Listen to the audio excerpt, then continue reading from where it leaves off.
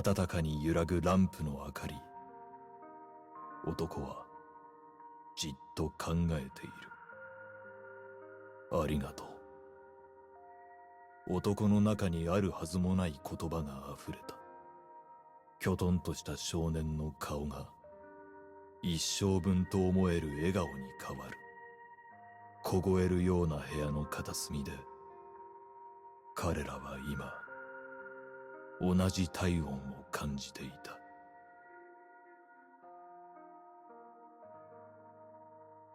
Hello, welcome, Kavich here. So I was waiting for the conclusion of Nier Reincarnation to really do a final judgment of all of the characters, to see how far their arcs go. As I said in the ending reaction video, link below, all of the characters outside of the caged travelers, the main characters, return to their Scarecrow storylines, and their brief adventure walking around the cage in People World essentially amounts to a dream, except for one character, Dimos. Of all of the characters, he is the closest to an epic hero, a hero in the most classic original sense, as I laid out in my Hero Archetypes video, link to that below too. And the epic hero's journey takes Dimos through the Dark Memory story, the main story, People World, and the Recollections of Dusk story. So in this video, I thought as we go through Dimos' journey, we can talk about how he does and does not follow the textbook definition of the epic hero, and then how, where he does not fit it, it actually enhances the nearness of his story. The epic hero's journey, or the monomyth, as writer Joseph Campbell called it, originated from Odysseus from Homer's The Odyssey, and we can see it today in like Luke Skywalker from Star Wars, Simba from Lion King, Aragorn from Lord of the Rings. But in this video, let's go with Christopher Vogler's list. He's a more modern writer and screenwriter.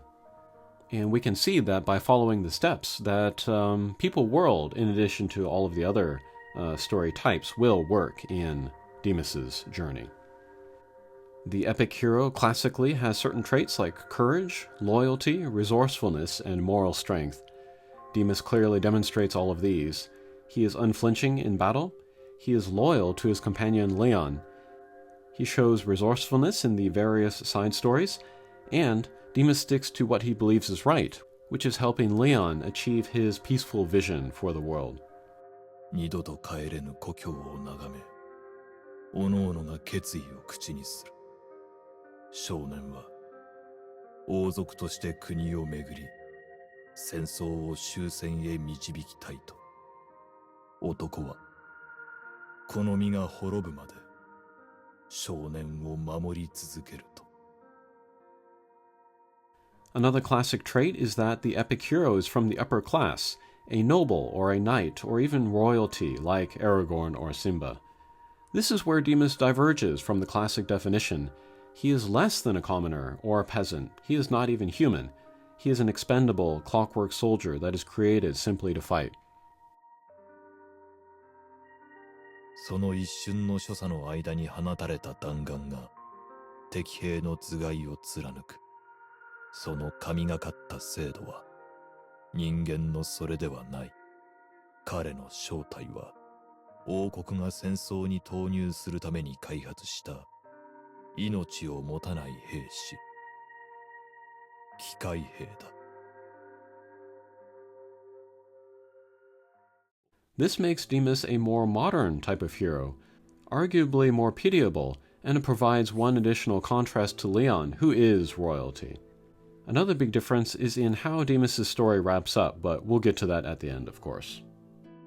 Alright, so step 1 of the epic hero's journey begins with the hero in a state of neutrality or rest. We see how their life is normally. We can see this in Dimos' Dark Memory story, which takes place in the past before the main story, where Dimos is in full-on mindless soldier mode with no will. When we meet him in the main story, he is deactivated and stuffed in a closet, forgotten. This is where the next step comes in. Step 2, the call to adventure. Dimos is woken by Leon and is faced with a task he has never considered, caring for someone.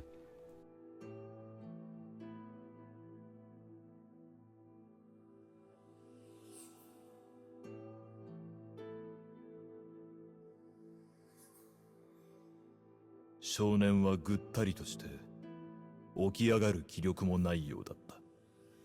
少年は消え入りそうな声でつぶやく。休ませてくれ、と。見かねた男は休む場所を作ろうとガラクタを漁ることにした。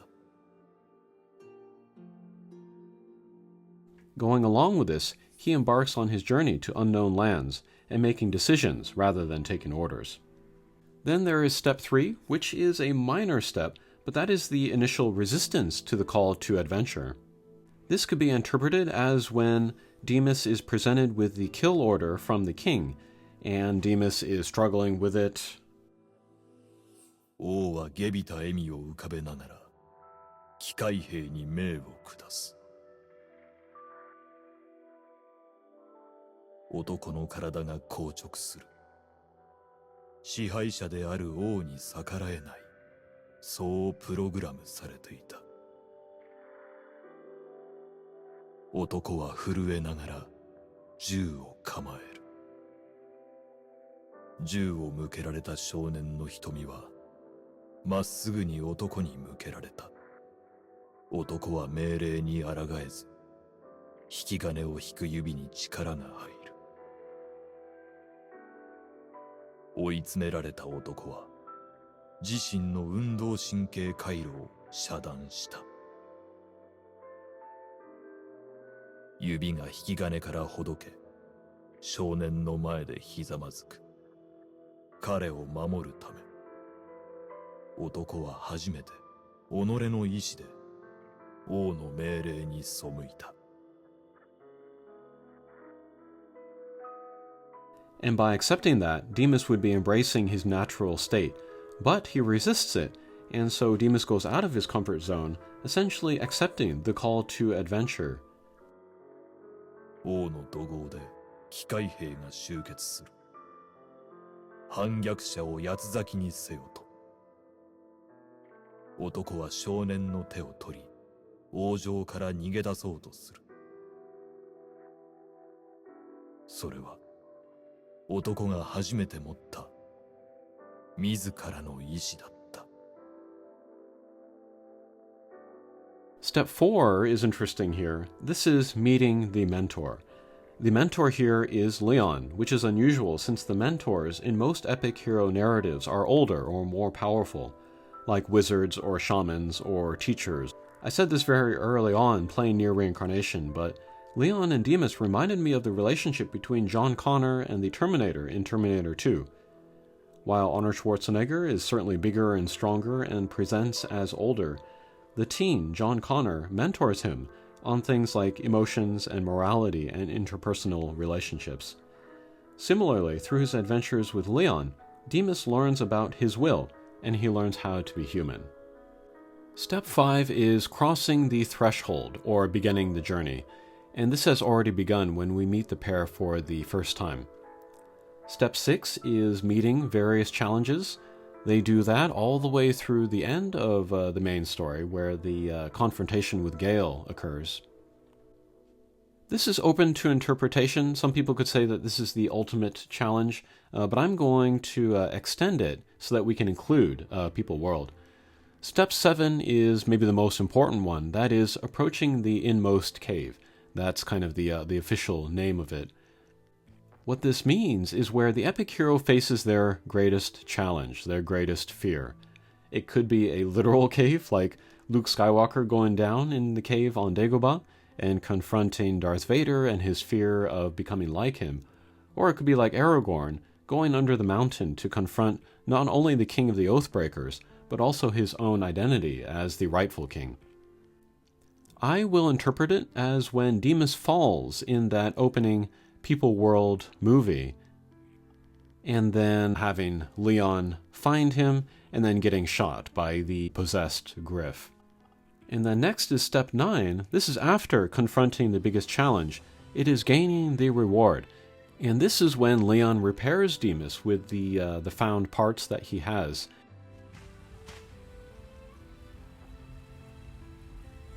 進んだ先にいたのは膝をつく機械の兵士。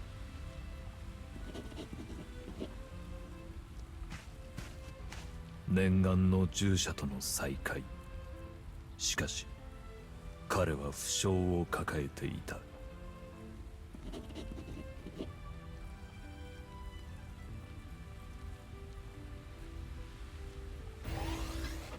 少年は望む。もう守られるだけの存在でいたくはないと。だが軍人の男の銃は冷たく少年の胸を狙った。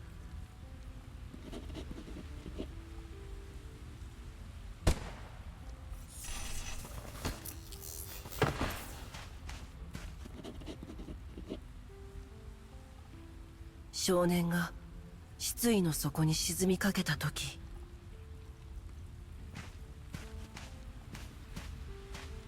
軍服の少年兵が彼に告げる。あんたにしかできないことがあるはずだと。その言葉で少年は思い出す。ここまで逃げずにかけてきた理由を。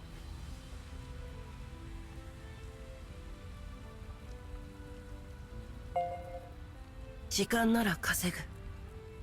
そういった少年兵を信じて、彼は従者の機械でできた胸を開いた。そうだ、僕はすでに持っているはず。彼を救うための力を、彼と共に戦う資格を。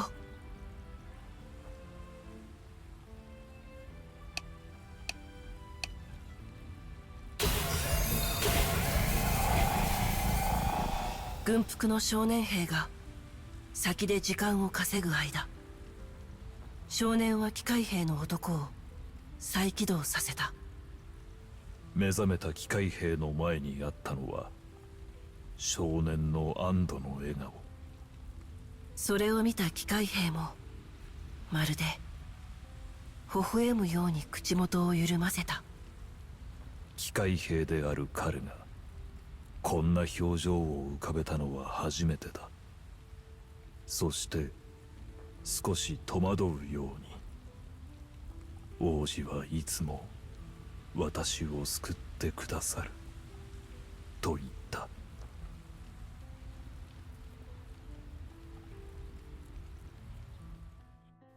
And it is after this that Dimos can confidently establish his will and have feelings.